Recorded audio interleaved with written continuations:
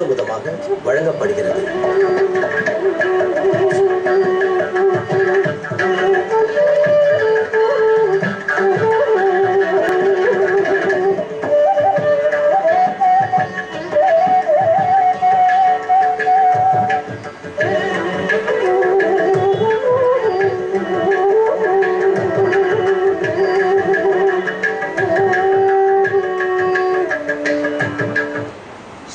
चित्रकोटोऽसौ गिरिराजोपमो गिरिः यस्मिन् वसति काकुत्स्थः कुबेर इव नन्दने.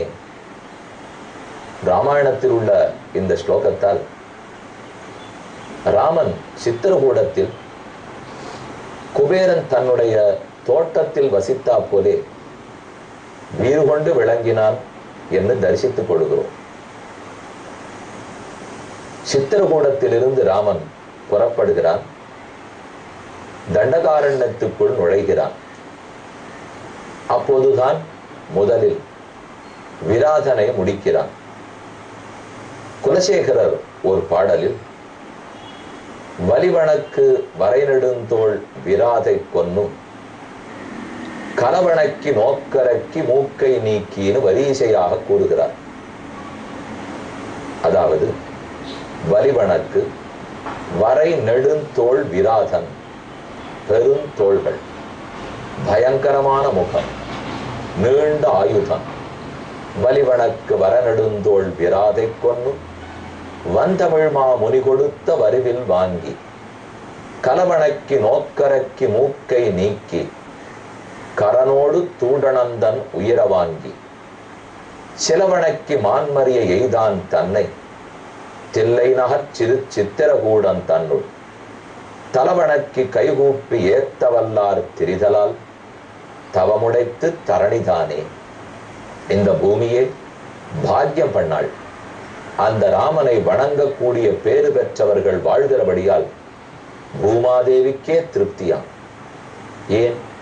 பூமிக்கு பாரமாக இருக்கும் அரக்கர்களை எல்லாம் முடித்தான், தீயவர்களின் தீமையெல்லாம் ஒழித்தான். விராதன் எதிர்த்து வருகிறான். அந்த கட்டத்தில் தான் இருந்தோம். யாரேனும் பயங்கரமானவன் பகவானுக்கு துன்பம் கொடுத்த வந்தால் அதை கண்டு நம்முடைய மனோபாவம் எப்படி இருக்க வேண்டும்? ராமன் வீரன், கண்டிப்பாக அவர்களை அழித்து விடுவான், இந்த உறுதியோடு தான் இருப்போம். உண்மைதான். ஆனா ராமனுடைய திருமேனி எவ்வளவு மென்மையானது அப்படிங்கிறத நினைத்தால் நம் உள்ளம் கலங்கி போகும். மங்களாசாசனம் பண்ண தோன்றும். மங்களாசாசனம்னா பல்லாண்டு பாடுதல், அவனுக்கு ஒரு குறையும் வந்துவிடக்கூடாது என்று பாடுவது. அப்படி பாடியவர்கள் தான் ஆழ்வார்கள். ஆழ்வார்களுக்கென்று தனியான விசாலமான சந்நிதி. நாம் தற்போது சேலத்திலிருந்து 8 கிலோமீட்டர் தொலைவில் உள்ள அயோத்தியா பட்டணத்தில் உள்ளோம். இங்கிருக்கும் பட்டாபிஷேகராமர் கோதண்டராமர் அவருடைய ஆஸ்தானத்திலேயே ரொம்ப ஆச்சரியமான ஆழ்வார் ஆச்சாரியர்கள் சன்னதி. அனைவரும் எழுந்துருளி உள்ளார்கள். ஆழ்வார்களுடைய வரிசை பார்த்தால் பொய்கையார், பூசத்தார், பேயார், புகழ்மழிசை ஐயன், அருள் மாறன், சேரலர்கோன் துய்ய வட்டநாதன், அன்பர்தாள் தூளி நற்பாணன் நற்கரியன், ஈதிவர் தோற்றத்து அடைவாம் இங்கு என்று மணவாள மாமனிகள் சாதிக்கிறார். அநேகமா அனைத்து ஆழ்வார்களையும் தரிசித்துக் கொள்கிறோம். இவர்களுக்கு அருகிலேயே ஒரு தூணில் ராமனும் வில்லை பிடித்துக் கொண்டு எழுந்துருளி இருக்கிறார். ராமன் இவர்களை அருள, இவர்களெல்லாம் ராமனை துதிபாட அடுத்த ஆச்சாரியர்களிடத்தில் வருகிறோம். இதோ பகவத் ராமானுஜர் நடுநாயகமாக உள்ளார். ராமானுஜருக்கே காஞ்சி வரதராஜ பெருமானிடத்தே 6 வார்த்தைகள் பெற்றுக் கொடுத்த திருக்கச்சி நம்பிகள் தன் தோள்களிலே துலங்கும் விசிறியோடு காட்சி கொடுக்கிறார். இப்படி ஆச்சாரியர்களை எல்லாம் தரிசித்துக் கொண்டோம். அருகில் ஆஞ்சநேயர் சிறிய சன்னிதானத்திலே நீண்ட வாளில் மணி கோர்த்து கொண்டு எழுந்துருளி உள்ளார். இறுதியாய் 5 குடிக்கொரு சந்ததியாய் ஆழ்வார்கள் தம் செயலை விஞ்சி நிற்கும் தன்மைகளாய் பிஞ்சாய் பழுத்தாள் ஆண்டாள். ஆண்டாளையும் தனி சன்னிதானத்தில் தரிசிக்கிறோம். இனி விராதன் ராமலக்ஷ்மணர்களை தோளில் தூக்கி போனானே, அவர்களுக்கு என்ன ஆயிற்றுன்னு பார்ப்போம். இப்போது நாம் சேவித்த ஆழ்வார்களிடத்தில் சொல்ல வேண்டாம், சொன்னால் அவர்கள் பயந்து போவார்கள். நாம் தனித்து போய் ராமன் என்னானான்னு பார்ப்போம். அரண்ய காண்டத்திலே 4வது சர்க்கம். கிரியமாணௌத்து காகுஸ்தௌ திருஷ்டா சீதா ரகுத்தமௌ உச்சை ஸ்வரேண சுக்ரோஷ பிரகிருஹ்ய சுமகாபுஜௌ. சீதை நடுங்கி போய், ஹே ராட்சசனே, என்னை தூக்கி கொண்டு போ, நீ கடித்துண்டாலும் சரி, புலிகள் கடித்து என் உயிர் போனாலும் சரி, ஆனால் என் கணவனான ராமனையும் அவன் தம்பியையும் விட்டுவிடு. ஏஷ தாசரதி ராமஹ சத்யவான் சீலவான் சுச்சிஹி ரக்ஷசா ரௌத்ர ரூபேண கிரியதே சஹ லக்ஷ்மணஹ தஸ்ய ரௌத்ரஸ்ய சௌமித்ரிஹி சவ்யம் பாகும் பபஞ்சஹ. இப்படி சீதையினுடைய கூக்குரல் கேட்டு அரக்கன் இன்னும் வேகமாக காட்டுக்குள் ஓடினான். ராமன் கஞ்சாடை காட்ட இலக்குவன் ஓர் தோளை வெட்டினான், ராமன் அடுத்த தோளை வெட்டினான். 2 தோள்களும் அருந்து கீழே விழுந்தன. சௌமித்ரிஹி சவ்யம் பாகும் பபஞ்சஹ ராமஸ்து தட்சிணம் பாகும் தரசா தஸ்ய ராட்சசஹ ச பக்னபாகு சம்விக்னஹ பபாதாசு விமுச்சிதஹ தரண்யாம் மேகசங்காசஹ வஜ்ரபின்ன இவாச்சலஹ. பெரும் இடி தாக்கினால், வஜ்ராயுதம் தாக்கினால் எப்படி ஒரு மலை பெயர்ந்து விடுமோ அதை போல் பெயர்ந்து விராதன் பூமியில் விழுந்தான். சவித்தோ பகுவித்பாணைஹி खड्गाभ्याञ्च परीक्षितः तपसा पुरुषव्याघ्र ராட்சசோயம் ந சக்கியதே. அப்போது ராமன் தன் கையில் இருக்கும் அம்புகளால் குத்தி பார்க்க, கத்தியால் வெட்டி பார்க்க, அப்போது இவர் கூறுகிறார் விராதன், ராமா, இந்த அஸ்திர சஸ்திரங்கள் எதாலும் என்னை வெட்ட முடியாது. சஸ்திரேன யுதி நிர்ஜேதும் ராட்சசம் நிகனாவகே, என்னால் அப்படி அழிக்க முடியாது.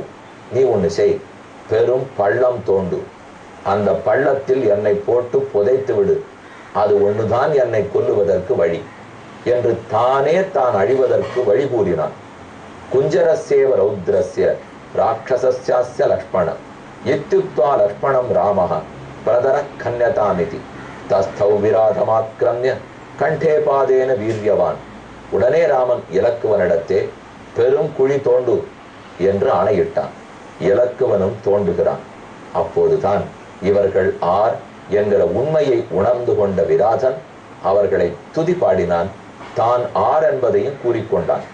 அபிஷாபாத் அஹங்கோராம் பிரவிஷ்டோ ராட்சசீம் தனும் தும்புருர் நாம கந்தர்வஹ சப்தோ வைஸ்ரவணேனகி. நான் குபேரனால் சபிக்கப்பட்டவன், தும்புரு என்னும் கந்தர்வன். என் நிலையிழந்து நடந்தேன், ஆகவே குபேரன் என்னை சபித்தான். நான் ராட்சசனாக திரிகிறேன். பிரசாத்தியமானச்ச மயா சோப்ரவீன்மான் மகாயசாக யதா தாசரதி ராமஹ துவாம் வதிஷ்யதி சயுகே. அப்போதே குபேரன் என் சாப விமோசனத்துக்கும் வழி கூறினார். எப்போது ராமன் காட்டுக்கு வந்து உன்னை அழிப்பாரோ அவர் கையால் நீ சாப விமோசனம் பெறுவாய் என்று குபேரன் கூறியிருக்கார். இது வைஸ்ரவணோ ராஜா ரம்பாசத்வம் உவாச்சக இதோ வசதி தர்மாத்மா சரபங்க பிரதாபவான் புவனம் ஸ்வம் கமிஷ்யாமி ஸ்வஸ்திவோஸ்து பரந்தப. உனக்கு மங்களம் உண்டாகட்டும், என்னுடைய இடமான கந்தர்வலோகத்தை அடைகிறேன். ராமா, உனக்கு வழி கூறுகிறேன். இதோ இந்த மார்க்கத்தில் 1.5 யோஜனை தூரம் போ, சுமார் 22-23 கிலோமீட்டர். இந்த மார்க்கத்தில் போனால் சரபங்கர் என்னும் ரிஷியனுடைய ஆசிரமம் வரும்.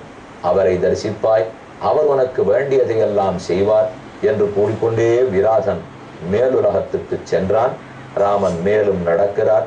அவட்டேயே நிதீயந்தே தேஷாம் லோகாஹா சனாதனாக ஏவமுக்த்வாது காகுஸ்தம் விராத சரபீடிதः இத்யுக்த்வா லக்ஷ்மணம் ராமஹ பிரதர கன்யதாமிதி. இதோ பூமியில குழி தோண்டிருக்கோம், நாம இவனை பிடிச்சு தள்ளி சாப விமோசனம் கொடுத்து இவன் ஈமச்சடங்குகளையும் முடிப்போம். யாரோ விராதன் ராட்சசன், ஆனால் ரொம்ப கர்மஸ்ரத்தையோட ராமன் அவனுக்கு குண்டம் குழி தோண்டி அதில் புதைத்து அவனை சிறந்த இடத்துக்கு அனுப்பிய வைத்தார்.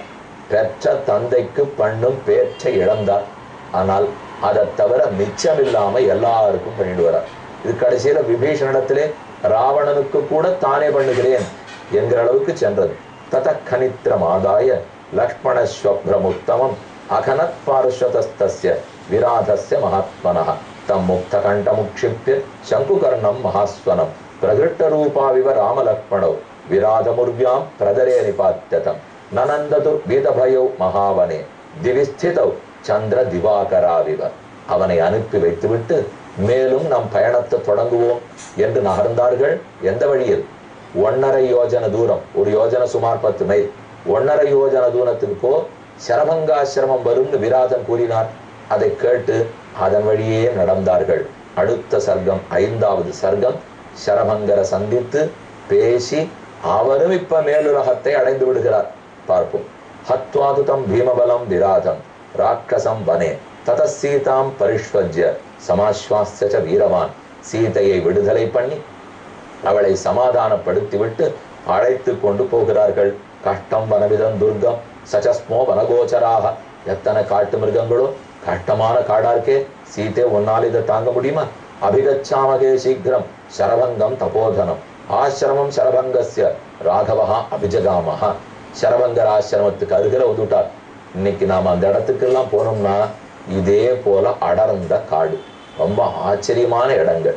கண்டிப்பா லட்சத்துல செலவழிச்சுட்டு எங்கெங்கயோ மலைவாச ஸ்தலத்துக்கு போறோமே, ஒரு துளி புகை கிடையாது, எந்த இடத்துலயும் அழுக்கு கிடையாது, காகித குப்பை பிளாஸ்டிக் மலம் ஜலம் ஒண்ணும் கிடையாது. அவ்வளவு ஆச்சரியமான இடம். சித்திரக்கூட்டத்திலிருந்து விராதகுண்டம், விராதகுண்டத்திலிருந்து சரபங்காசிரமம். நாம் ஆரேனும் அங்கு போனால் விட்டு வருவதற்கே மனம் இருக்காது. ஆனால் விட்டு வரவும் முடியாது, வழி தெரிஞ்சத்தானே வர முடியும். அப்படி இருக்கக்கூடிய காடு. சரபங்க ஆசிரமத்தை அடைகிறார்கள். சமீபே சரபங்கஸ்ய ததர்ஷ மகதத்புதம். சின்ன நதி ஓடுறது, ஆறு ஓடுறது சரபங்க நதி. அந்த நதிக்கு வெளிப்புறத்தில் ராமன் நிற்கிறான். என இந்திரனுடைய தேர், பச்சை குதிரைகள் பூட்டப்பட்ட தேர், பூமியில் நிற்காமல் மேலே நிற்பதை கண்டான். ஓ, இந்திரன் சரபங்கரை பார்க்க வந்திருக்கார் போட்டுருக்கு. நாம் இப்ப குறுக்க போய் தொந்தரவு பண்ணக்கூடாது. நாம் மனித உருவில் அவதரித்திருக்கிறோம், இப்போது அவனை சந்திப்பது நேர்மை அல்ல என்று நினைத்து ராமன் வெளியிலே இருந்துட்டார். அசம்பிரசந்தம் வசுதாம் ததர்ஷ விபுதேஸ்வரம் ஹரிதேர் வாஜிபிர்யுக்தம் அந்தரிக்ஷகதம் ரதம் திருஷ்டுவா சதக்ரதும் தத்ர ராமோ லக்ஷ்மண பப்ரவீத் ராமோதரதமுத்திஷ்ய பிராதுர் தர்சயதாத்புதம். லக்ஷ்மணா, இங்கே இரு. இந்திரன் உள்ள போய் இருக்கிறதா தெரியாது. இதோ இந்திரனுக்கு கூட இருக்கிறவாள்லாம் இருக்கிறவா பாரு, எல்லாரும் 25 வயசு. ரூபம் விப்ரதி சௌமித்ரே பஞ்சவிம்சதி வார்ஷிகம். இந்திரன் வரட்டும், நாம் அவனை சந்திக்க வேண்டாம். அவன் போன பிற்பாடு நாம போய் சரபங்கரை தரிசிப்போம். இகைவ சக வைதேகியா முகூர்த்தம் திஷ்ட லக்ஷ்மண. இங்கேயே வைதேகியோட கூட ஒரு முகூர்த்த நேரம் இரு என்று ராமன் சொல்லிவிட்டு காத்திருந்தார்.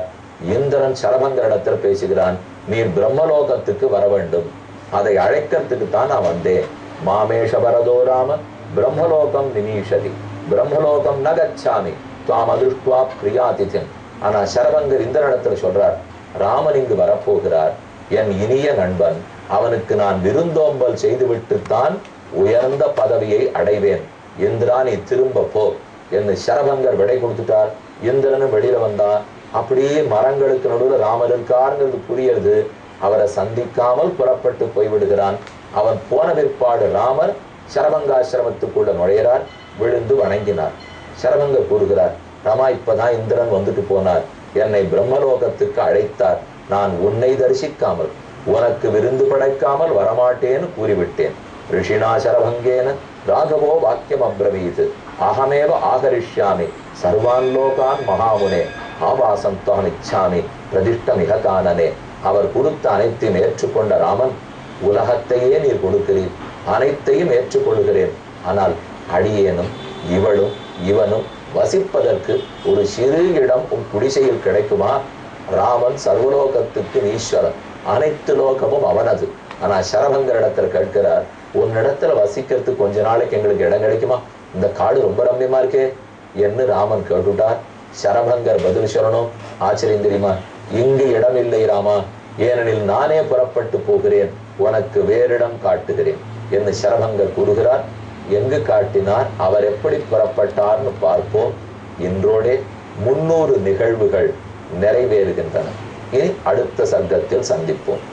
ஒரு அறிவிப்பு.